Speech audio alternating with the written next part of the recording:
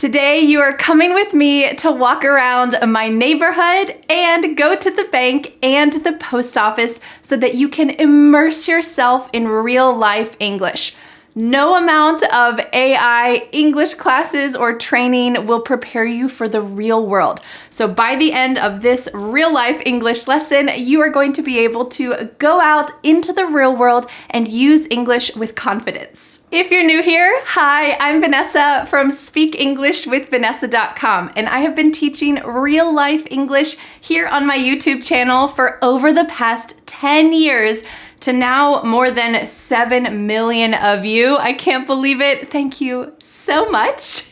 And like always, I have created a free PDF worksheet that includes everything valuable that you are going to learn today. Every vocabulary phrase, every idea, and a lot more sample sentences to help you be able to use this in the real world.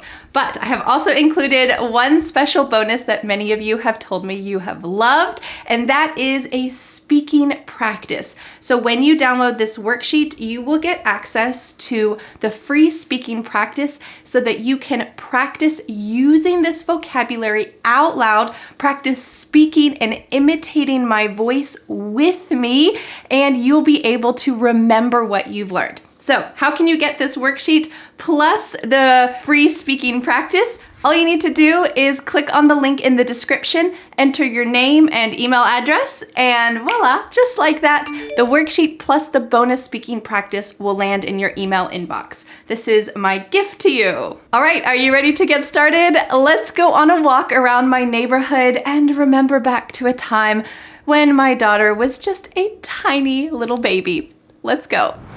So here we are. Well, we are here with my baby. We are here in a downtown neighborhood of Asheville, North Carolina.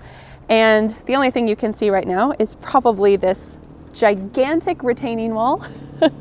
And on the other side are some grocery stores. And on this side, there are some houses. It's kind of a busy area. Usually here people will park on the street. If you can see that here, people park on the street because they might have a garage, but a lot of people just have driveways. So you can see up here as we walk by, there are some driveways, there's some obstacles in the road. My husband Dan is recording this and he's trying to not fall over. So you can see here, there are some driveways, but usually downtown people don't have garages, so they park on the streets. We call this street parking. Oh, look at this lovely mural. I love you. Yes, I think my city, Asheville, is kind of known for art, known for some other types of music on the street, these types of things, but where we are is a neighborhood and not where people are playing music on the streets. So let's keep going down this street. Actually, what I would like to do is I'd like to cut across the street in just a moment, but let's keep going down here. The sidewalk is nice and big so Dan doesn't fall on his face. These people over here, were our old neighbors, and they used to have, talking about music, they used to play music on their lawn out front, and just the neighbors would come over and listen. It's quite nice. Do you remember this house? They're always doing construction on it. Always new construction. They painted it like 4 different times, and it looks like they're still painting it. I don't know if anyone actually lives there, but it certainly seems like an expensive endeavor.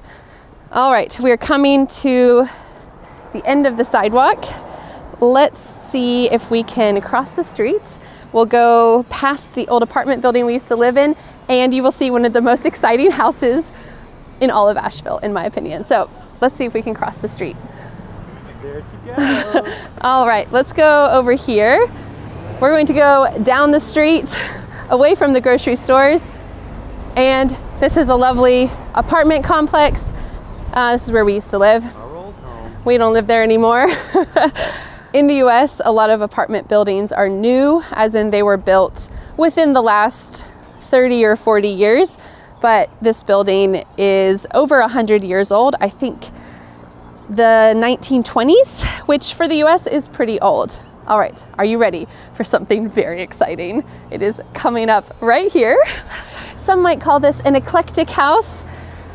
This is where a guy named Jesse used to live. When we lived in this apartment building, I'd come down here and he was always sitting on his front porch around his most precious possessions. Do you know what these lovely things are called? Wind chimes. So wind chimes have those little metal poles and they clang and dangle in the wind. Well, when people heard that he liked wind chimes, he started collecting so many of them that now the entire front is covered with wind chimes. I think it's pretty exciting. It's not what I would want at my house, but I think it's pretty exciting. And it's kind of one of those things that gives your city a little bit of excitement and flair, right? Because as we walk, let's talk about it. Woo! So I want to tell you about the two different types of people that live in Asheville. One are the people who have lived here forever, like Jesse. They have these older style houses. And the second are people like this, who build either a fancy, gigantic new house, and they've moved from somewhere else. And you know what? For us, I haven't lived in Asheville forever, so I'm technically part of the second group. We moved here. We are not Asheville natives, but you know what? It's something that is our new home. This is where we live now. So there's still some empty lots. I guess nobody lives here in this special lot at the moment. But there's other houses. These houses have probably been here for a while. And because it's the middle of winter, there's scraggly grass. Nothing's very green. Well, there's some green grass, I guess, depending on your perspective.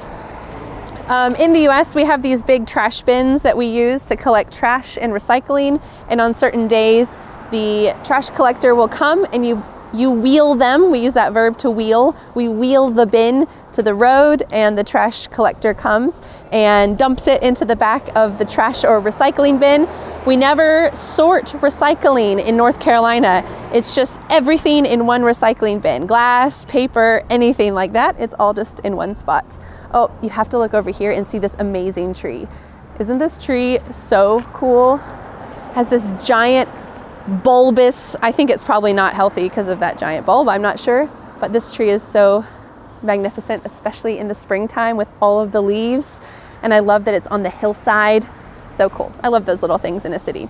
All right, let's go down here. We are actually going to cross the street here. Now there's no street crossing, so we're gonna have to just be careful. Maybe technically it's jaywalking, but in the US people don't care. I just have to be careful that nobody hits my baby. Let's take a look. No one's coming. Let's go.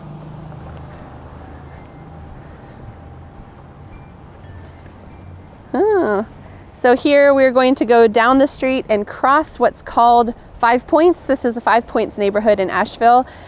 And that means there's 5 different roads going into it. And we are going to attempt to cross the street without Dan smashing himself and recording at the same time. Let's give it how hard this is. Let's give it a try. Gotta push the button. I don't actually know which one goes where. I think this one is for here. I just pushed both of them. And we're going to cross the street, but we have to wait for the hand to turn green, or the little walking man to be over there. All right, I always try to look even though the signal says it's okay. In the US, we always do right, left, right. At least that's what I was taught as a kid. Right, left, right. Right now we're walking along Broadway, which is one of the main streets. Wow, do you hear that hawk? I love hearing falcons, birds of prey. It's always so exciting. So we are headed towards the Greenway. And the Greenway is an area that has no houses on either side. It's just a public, almost like a park, but it's just a sidewalk going straight through a natural area. So we're walking down one of the main streets in order to get to that Greenway. Let's go. All right, before we cross the street and go into the Greenway, I wanted to show you this lovely iron fence. Back here is a little creek, and the neighborhood behind me is called Montford. It's one of the historic neighborhoods of Asheville. There's a lot of big older houses, and when I say older, I mean older for the US. If you're from Europe and there's houses from the 1300s, well, it's not that old here.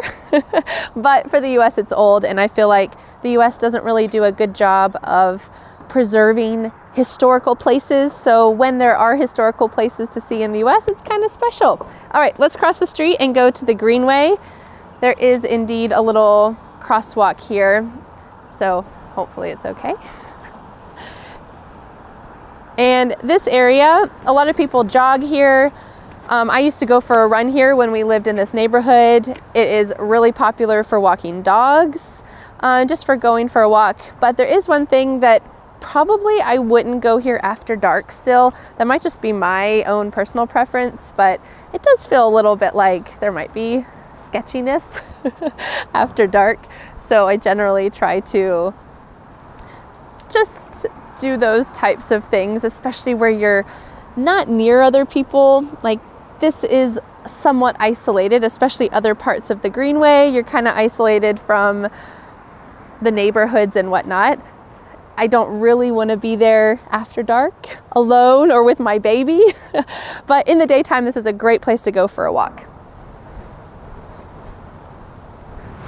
Thank you for joining me for that special walk around my old neighborhood. Now we are going to do some errands. The word errand means those little necessary chores around town that you just have to do. I'm going to show you some important vocabulary, some common interactions, and that way you feel confident when you go out into the real world, and you'll be able to understand these when you watch movies and TV shows.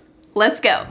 The first errand that we're gonna run is dropping off some books that my kids no longer read in our neighborhood's free book box. This is a pretty popular concept in the US, where if you have books that you don't want anymore or your kids don't want anymore, you can share them with your neighbors. So that's what I'm gonna do. All right. I think today I'm not going to take anything for me, but would you like to see what's going on inside the book box? There are books for adults. These are the kids' books that I just put in there. Sometimes there's magazines. Sometimes, one time I even found some homemade vegetables in there, homegrown vegetables. Pretty cool. All right, let's go to the next errand. All right, our next errand, hi everyone, is we are going to be making some donations to the local charity shop. And these are items that my family doesn't use anymore, and other people might find them useful. Our trash might be other people's treasure. There is one item in our car that I don't know if they're going to accept. It is an old door. So I'm going to ask the lady if that's something that they'll accept, and we'll see what happens. So if you want to know why we're giving away a door, it's because we bought a super cheap used door. I think it was $8 from another thrift store, and my husband made it into a table, like a craft play table for my kids, and they could draw on it, they could do crafts on it, and now we don't need it anymore. So we took the table legs off of it, and it's time to see if it can go back into the world of donations. Let's find out. Hey. All right, I have a couple of things, but I have a question. Is something like this door, Right. is that something that we can donate? It's like one of those pocket doors. I know if we don't, then Habitat will, but Okay. I can ask Eric. Okay, that would be You can great. ask Save us a trip if possible. Thank you. Let's see. All right, first thing is this old game.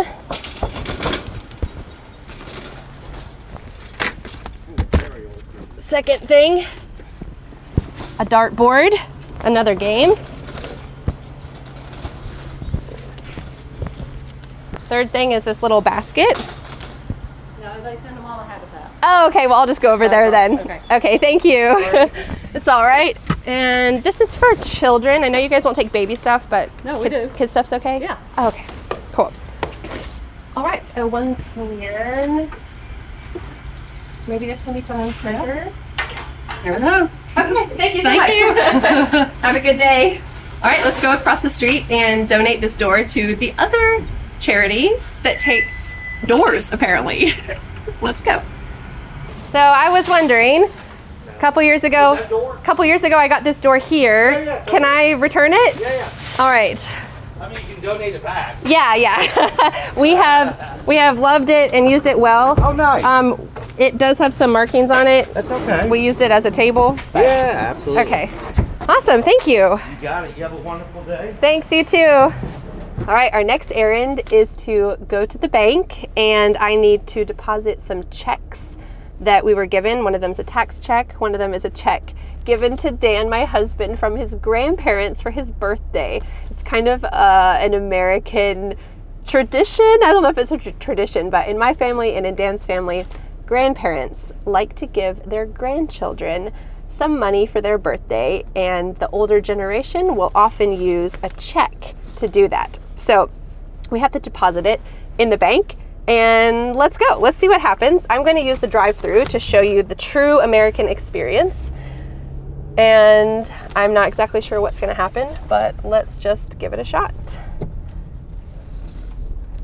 All right, so my car park. There's this little cool tube. Here it is. You take the tube out. It has a pen inside if you need to sign anything. I already signed everything. I was prepared. So I'm just gonna put my driver's license and the checks in here.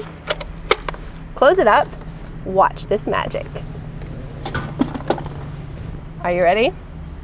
I push send carrier. Watch this tube up here. What? As a kid, this is always the most exciting part about going to the bank. Watching the tube get sucked up into this area and go into the bank. I used to actually work at the bank a long time ago. It was a great job. And my bank that I worked at did not have this type of device. There was only one drive-through lane. And if you go to the closest drive-through lane, where this other car is over here, there's just a door that opens in the wall and you put things directly in there and the bank teller grabs it directly out. There's no cool tube, but I wanted to show you the tube. All right, let's see if it's my turn to get serviced. Hey, good morning. Hi, good morning. How are you? Good, good. I'd just like to deposit those checks. Yeah, sure. Do you want it in your checking? That would be great, thank you. Success. She might ask, because we have a couple different checking accounts, she might ask me, which checking account do you want to get it deposited into? I don't know. Maybe she'll just guess and put it in one of them. Let's see. While we're waiting for the checks to get deposited, I wanted to let you know that if you do live in the US and you want to go to the bank, if you want to just deposit a check or if you want to get some cash out, you don't need to go into the bank. You can use the machine over here or you can just drive up like this. But if you want to open a bank account, you have to go into the bank. And you can just go into the bank and say, I'd like to open a checking account, or I'd like to open a savings account, or I'd like to open an account. What's your recommendation? Something like this. So if you want to open an account, you need to go inside. And don't worry if you can't understand everything they say, because you can always ask, hey, can you say that a little slower? Or could you repeat that, please? And from my experience, most people who work at the bank are very nice. I used to work at the bank, but many people who work at the bank are nice, so they'll be willing to help you. All right, you're all set. Have a great day. Okay, thank you. Here it comes. Are you ready? All right. So let's see what I got. Did I get any treasure today? I got my driver's license back and a receipt. And the pen is still in there. Don't steal the pen. I will just put it back. Click send carrier, which closes the door. Oh, dang it. I sent the empty carrier. Run away, run away. Oops, I guess you just put it in there and the door automatically closes. Don't listen to me. Okay, let's go to our next errand, which is, if I can move this. Our next errand is to drop off something at the post office. Now, unfortunately, I'm not going to be taking you into the post office with me, but we will drive up to the post office and you'll see what happens. Let's go. Our final errand is going to the post office. Unfortunately, this is not one of my favorite errands, but the people who work here are really nice. I'm going to be sending these little chocolate packages to some of my team members who had birthdays recently. I like to try to send them local chocolate. It's something I would love to receive for my birthday, so I'm sending this to them, and I need to go into the post office to do that. But I'm not going to take you with me. Sorry about that. So you'll have to be satisfied with just this shot outside the post office, and I'll see you after I go in.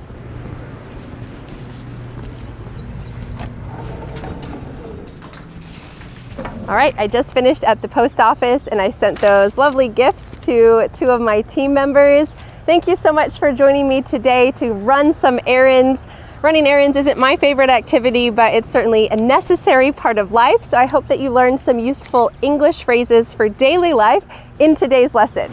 Thank you for joining me for these errands around town in English. Don't forget to download today's free PDF worksheet. It includes all of the vocabulary you saw come up on the screen, plus the bonus speaking practice. This is an essential part of helping you actually to become a fluent English speaker. You need to practice speaking in English, and with this speaking practice, you'll imitate with my voice and you'll be able to use fluent pronunciation, vocabulary, and grammar, and you will be well on your way to using English with confidence. So, how can you get this worksheet?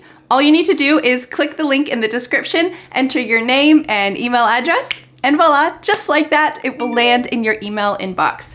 It is my gift to you to help you speak fluent English. Well, thank you so much for learning English with me, and I'll see you again next Friday for a new lesson here on my YouTube channel. Bye!